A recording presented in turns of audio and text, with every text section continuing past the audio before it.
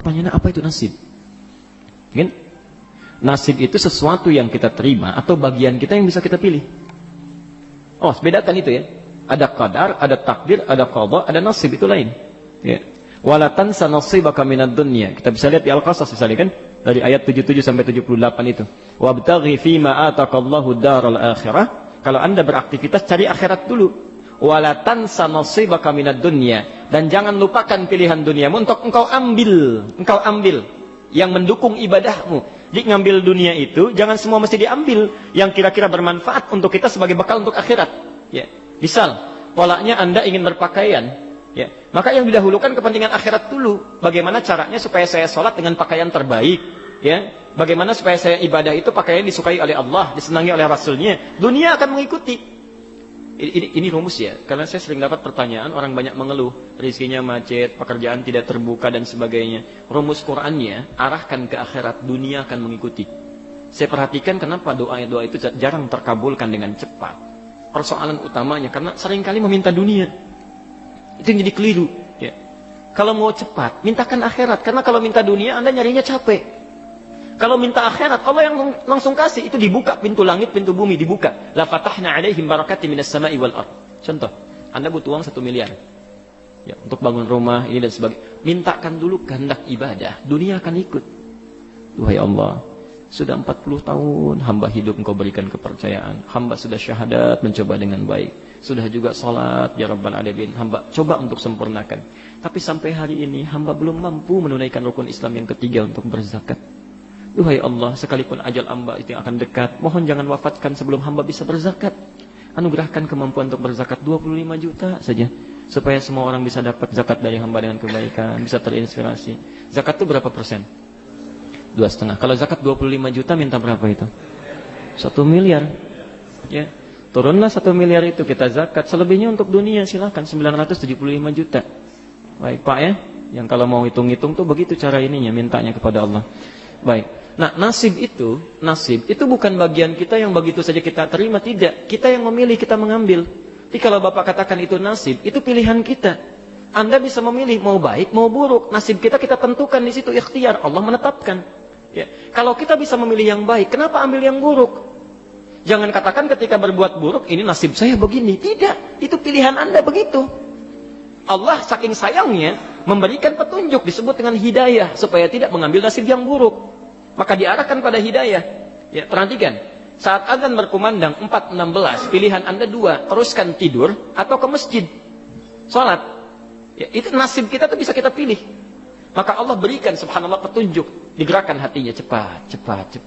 Azan sudah berkumandang, tertinggal nanti kalau kamu tidur sebentar, bagaimana kalau tidur dalam keadaan meninggal? Digerakkan, bangun kita. Ya. Setan juga sama, begitu selesai azan, tenang, baru azan, belum komat, tenang, baru azan, belum komat. Itu berpacu kita. Pilihan itu yang kita tentukan, saat kita ambil bagian kita, itulah nasib kita. Ya. Si kakek tadi, dia bisa memilih. Ya. Dalam konteks dia ingin diamkan, dia bisa samarkan, ya. Bisa dia pilih tahadduts bin ni'mah, menunjukkan satu nikmat untuk memotivasi cucunya, atau dia bisa pilih riya. Ya, dia ada wa amma bi ni'mati rabbika tahadduts bi ni'mah, boleh. Ini masjid alhamdulillah bisa dibangun. Ya alhamdulillah dengan izin Allah. Ya di antaranya dulu kakek pernah diberikan rezeki, disalurkan ke sini. Kamu juga dulu nanti kalau punya rezeki ya ke depan jangan hidup untuk sendiri saja. Itu boleh, Pak. Sah hukumnya. Itu tahadduts bin ni'mah. Motivasi orang lain untuk beramal kebaikan. Sah hukumnya. Seperti saat ini misalnya, ini butuh untuk assalam sekian. Pak, insya Allah saya sepertiganya, Pak. Bisa lakukan. Ya. Niat kita apa? Bukan ingin dapat pujian, bukan. Ya, tapi ingin memotivasi amalan supaya berkembang. Karena itulah ketika Nabi mengatakan anfiqu fi sabilillah, si fulan datang, Rasul senyumbang A, Rasul senyumbang B, Utsman datang, ya Rasulullah kurangnya berapa? Kata Nabi, ini kurang lebih sekian. Kata Utsman, 1/3 harta saya langsung ambil. Utsman punya aset 6 triliun saat itu. 2 triliun dengan ringannya lisan mengatakan ambil sekarang. 1/3 harta saya. Ya, mesti ada yang seperti Utsman. Ya. Mesti ada yang seperti Utsman. Allah. Jadi tenang itu. Ya, tenang. Kita harus bersinergi. Kalau butuh sesuatu masjid, ada yang harus jadi Utsmannya. Makanya ada yang berusaha dalam kebaikan dunianya, niatkan ibadah. Begitu dibutuhkan, Allah titipkan pada Anda.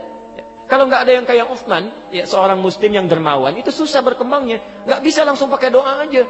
Assalamu pasang kubah, Allahu Akbar, turun kubah dari langit. Gitu. Nggak bisa.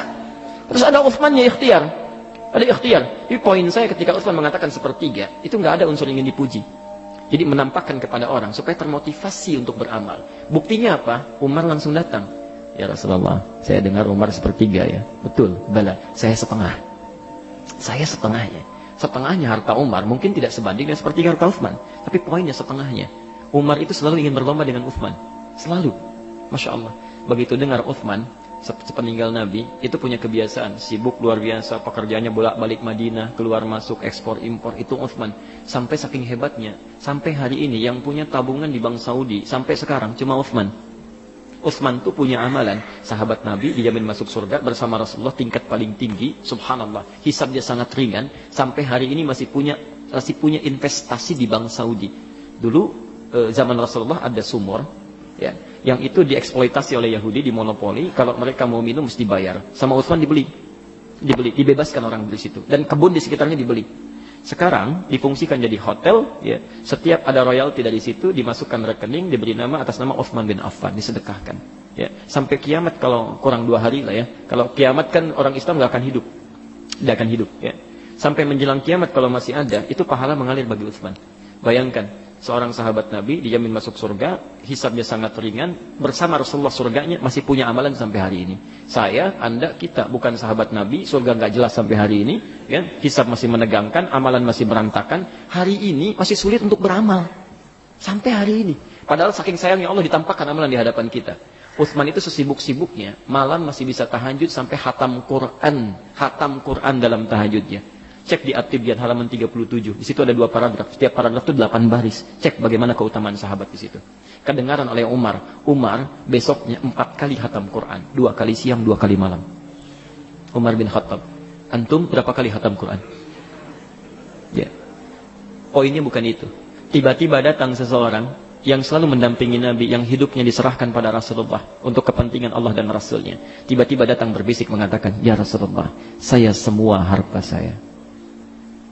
Bertanya Nabi, "Madza tarakta li ahlik?" Kamu tinggalkan apa untuk keluargamu? Allah wa rasulahu, saya tinggalkan Allah dan Rasulnya. Allah.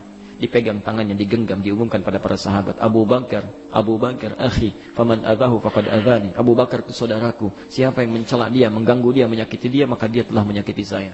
Seorang Abu Bakar. Jadi kita bisa memilih, bisa kita beramal kebaikan, membawa orang untuk mengikuti amalan, itu namanya tahadduts bin ni'mah, bisa dengan kata-kata, bisa dengan perbuatan, tapi yang kedua bisa juga riya, kalau ada ingin pujian. Letaknya tipis unsurnya pada pujian, kebanggaan. Ya, jadi kalau kita menampilkan untuk kebanggaan dan pujian, maka jatuh riya. Tapi kalau untuk motivasi orang dan tidak ada motif yang lainnya, maka itu masuk dalam kebaikan. Hadis sahih Muslim nomor hadis 1893. Man dalla ala khairin falahu ajruhu misla ajri fa'ilihi min ghairi an yanqusa min ajri syai'. Siapa yang menunjukkan, memfasilitasi, menampakkan pada kebaikan dikerjakan oleh orang lain, maka dia mendapat pahala yang sama dengan yang mengerjakan tanpa dikurangi sedikit pun. Bapak infak kelihatan oleh orang, nggak niat kita untuk lihat, dilihat orang, orang itu pun infak, kita dapat pahala infak dia juga, walaupun kita tidak sama jumlahnya dengan dia. Itu masya Allah, itu tinggal pilihan, silahkan memilih.